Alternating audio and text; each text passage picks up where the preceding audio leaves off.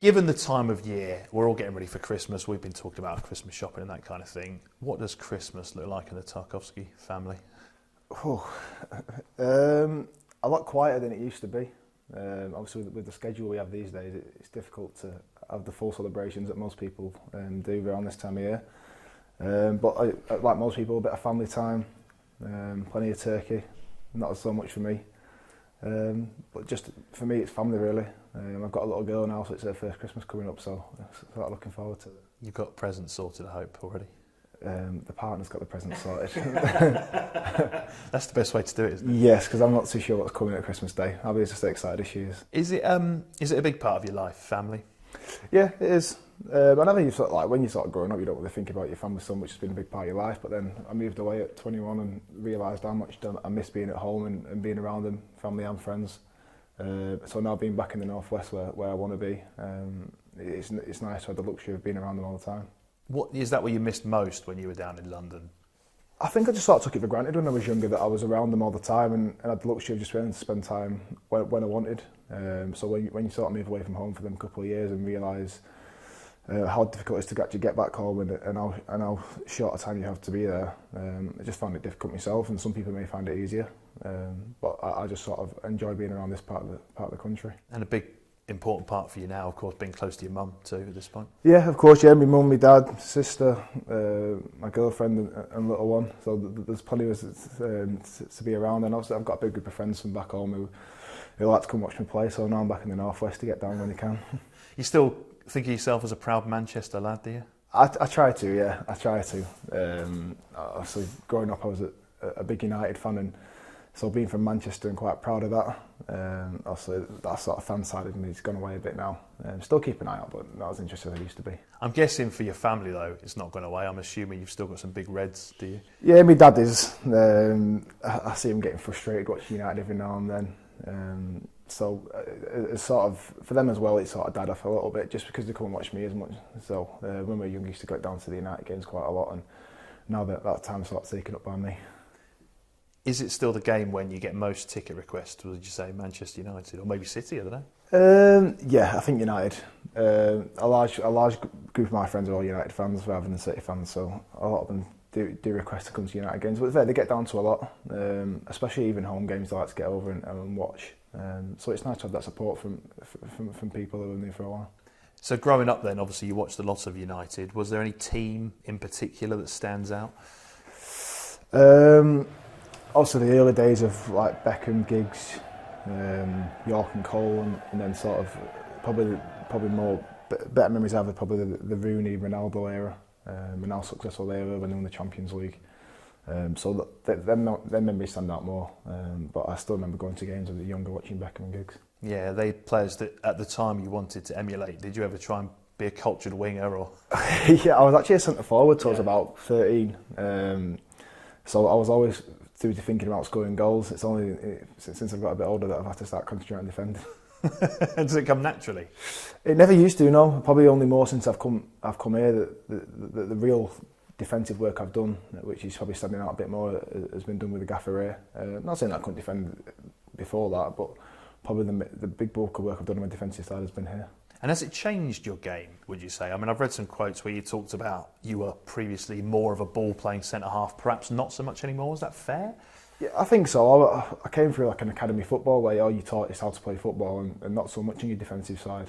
And then when I was down at Brentford, we were just a total football team, worked on just playing out the back all the time, and the defensive side of the game was a little bit overlooked at times. But obviously since coming here, the gaffer's massive on it. He's really worked on it with me. But I enjoy both sides of it now, which is something that I think you probably need. Do you miss being able to play with the ball more? No. We've been very successful working the way we do. And the only reason I really mentioned it is just people sort of overlook me and just sort of say I'm a classic centre-half who doesn't really want to control the ball, which, as I said, I like to do both sides of the game. Had a quick look on Google, obviously, in-depth research before these things. First search result, brilliantly, just James Tarkowski, Poland. That's your top search result. I mean, it's a bit odd. I assume people just see the name and wonder whether you could have represented them. Did that ever cross your mind? And I think it's your grandfather, is that right, that's Polish? Yeah, my grandfather was Polish. Not really. I always see myself as English. I know that obviously I've got the Polish background to me, but I've never really... I've been to Poland twice in my life, so... a bit odd. To be fair, I remember when my first Premier League start for appearance with I came on at Chelsea. Matic seen my name in the back, and he sort of approached me as if I was going to start speaking in Polish to him and asking me where I was from. I didn't think he expected a Mancunian accent to come out of me anyway. Manchester? Yeah, Manchester. So does your family kind of have any inherent Polish traditions they've carried on through your grandfather, or not really? No, not really. My dad was born here, so he sort of got that Mancunian side to him. I don't even think he speaks any Polish at all, to be honest. So we have family there who I do speak to every now and then, but as I say, it's very little. A couple of searches down, obviously, comes James Tarkowski, FIFA 20. You happy with your rating on FIFA 20? I used to be a massive FIFA player, and I've hardly played it recently. I think I'm at 80 something. That's not bad.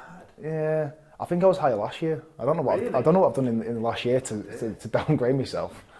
I'll take an 80. I remember the days when I was like rated 62 when I was at Oldham, so I'll take an 80. But that must have been quite exciting, wasn't it, when you first find yourself on a computer game? Yeah, it was, yeah. I think it was Football Manager when it first came about, and then I think after I got my first appearance for Oldham, I managed to make it on. But you have like a very generic image. They don't do too much in-depth research for League One players at that time.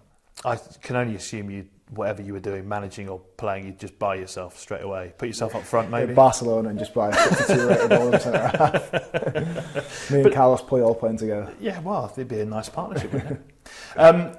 Things like that, though, I mean, in all seriousness, how does it feel when you do you have to pinch yourself still to think I'm a Premier League footballer? To be honest, my life just seems like an everyday thing. It's quite normal day to day. It's probably only really the match days which you really get that kind of like with the fans around you. But living in Manchester, I don't really get mithered too much by anyone like that. So I just live an everyday normal life. It's only match days where you really get obviously the fans for autographs and stuff like that. Where it's still a bit surreal. Now, my favourite Google search that came up, our suggestion was James Tarkowski feet. Oh yeah. What's the story? Well, I wouldn't say I've got the best looking feet in the world. I'm a size 12, probably in both directions. I've got slab feet. I've got. When I was 16, 17, for my first year apprenticeship at Oldham, I had to have an operation because the bones on my feet were splaying my little toes, so I had them both broken, brought in. So at that time of my career, I couldn't even put anything on my feet. I was walking around in flip-flops in the middle of winter because I couldn't actually put any footwear on. So hopefully I'm over that. And it's 10 years down the line, and they've been pretty good for me ever since. Is it easier to buy shoes? I'm a 12 and I struggle. Oh no, nightmare. It's not. It's the width of my foot. So I'm very particular with brands and where I'll buy from, because otherwise I'll end up getting blisters or whatever. So it's not ideal. My wife gives me absolute pelters because I need shoes, so we'll go in the shoe shop and I get really angsty, and she says, "What's wrong? We're just going to pass." And I know what's going to happen. I'll go and I'll say, "Have you got these, or these?" And they'll come back and go, "We're really sorry, we've only got an 11." Yeah, an 11. Yeah, it sort of stops at 11, doesn't it? But then the other 12, and I put a 12 on it, it doesn't fit. So some players end up buying size 13, which is very rare. Basketball size. Yeah, yeah. But I say that they've done well for me so far, so I'm not going to complain about them too much. Now, one episode in your career which has been a lot written about, of course, was your move to Burnley, and in particular, that it was called a strike when you were at Brentford, wasn't it? I mean, what was it like from your point of view? It was difficult, to be honest. I'd asked them to sort of help me come back home, which at the time they seemed to be right on board with. I understood my reasons why, and then for some reason it became very difficult. I didn't feel like they were trying to help me then. I felt like they were going against me. It's not something I ever wanted to do, because I love my time there, all the lads and all the staff that work there, but I just felt it was necessary for them to understand how serious I was about coming back home. It wasn't just me just joking about it, or I needed them to understand that the seriousness of me returning back to the Northwest. So it worked out. I don't regret it. I regret the way it happened, but I don't regret the way I did it, because I felt like it was necessary. Yeah, were you hurt by any of the comments that were kind of made afterwards? It's tough because people from the outs, initially people just had one statement from Brentford, which is always one side of the story is going to be different to the other. But I've just got to take it. It's part of the job really. There's always going to be things said about me as a footballer, as a player.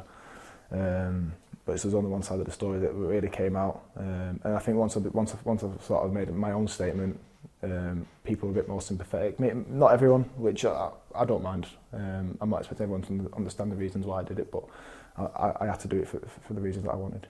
Well, since you've come to Burnley, obviously, played in the Premier League consistently and got England recognition as well, that must have been pretty amazing, wasn't it? Yeah, it's not something that I probably ever expected to happen, especially while I was at Burnley. When I joined, they were fighting for promotion in the Championship, and then within 2 or 3 years I was called up for England, so I never really saw it going that way. I feel very fortunate for the way it sort of worked out.